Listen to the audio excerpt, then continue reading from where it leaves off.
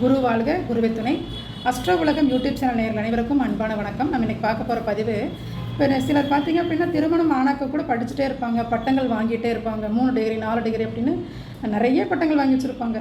அப்போ அந்த அமைப்பு வர்றதுக்கு அவங்க ஜாதக ரீதியாக எப்படி இருக்கும்னு பார்த்திங்க அப்படின்னா, அந்த லக்னாதிபதியும் நல்லா இருக்கணும், அந்த புதனும் நல்லா இருக்கணும். அடுத்தது அந்த சூரியனும் புதனும் இணைஞ்சு இருந்தாவே புதாதித்ய யோகம்னு சொல்லுவாங்க. அப்போ சூரியனும் புதனும் சேர்ந்து இருக்கும்போது படிப்பில் ஆர்வம் இருக்கும், நிறைய பட்டங்கள் வாங்குவாங்க. அந்த மாதிரி ஒரு அமைப்பு அந்த ஜாதகம் கொடுத்துரும். அப்போ சூரியனும் புதனும் எந்த வீட்டில் இருந்தாலுமே உங்களுக்கு அந்த யோகம் வருமா, பலன் தருமா அப்படின்னா அப்படி கிடையாது, விதிவிலக்கு இருக்குது.